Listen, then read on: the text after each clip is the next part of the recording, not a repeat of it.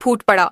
उसके बाद जिब्राइल चले गए। हजरत हाजरा ने जब यह देखा तो सजदे में गिर पड़ी और रोते हुए अल्लाह का शुक्र अदा करने लगी। उन्होंने अपने प्यासे बच्चे को पानी पिलाया। वो पानी इतनी रफ्तार से निकल रहा था कि बीवी हाजरा ने मिट्टी और पत्थरों से उसके चारों तरफ एक मुंडेर बना दी ताकि पानी एक जगह ठहर जाए। आज उसी चश्मे को जमझम का कुआं कहा जाता है। जमझम का पानी आज तक कभी खत्म नहीं हुआ।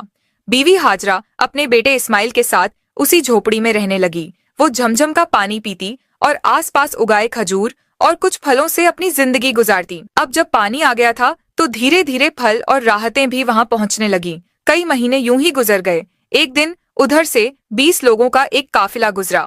उस काफिले का सरदार एक समझदार आदमी था। उसने आसमान में एक परिंदा उड़ता देखा और कहा, यह परिंदा हमेशा पानी के आसपास उड़ता है, मगर हम तो जब भी इन पहाड़ों के पास आए हैं कभी पानी नहीं देखा।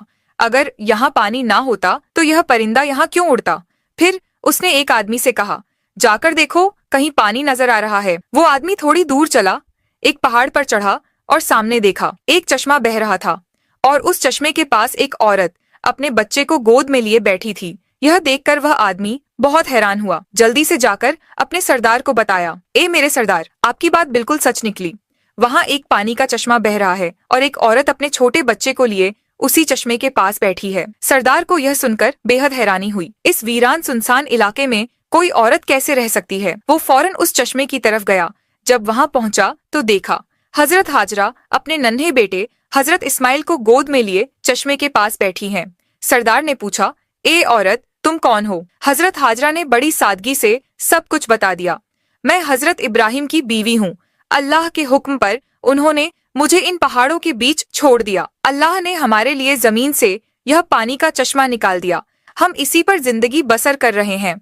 सरदार बहुत मुतासिर हुआ और बोला, ए नेक औरत, अगर तुम इजाजत दो तो हम अपने बीवी बच्चों के साथ यहाँ तुम्हारे आसपास घर बना लें। हम यहीं बसना चाहते हैं, इसी चश्मे के पास। हजरत हाजरा ने कहा, हाँ, तुम यहाँ रह सकते हो, इस चश्मे का पानी भी पी सकते हो, मगर एक बात का ख्याल रखना, यह चश्मा किसी की मिल्कियत नहीं है।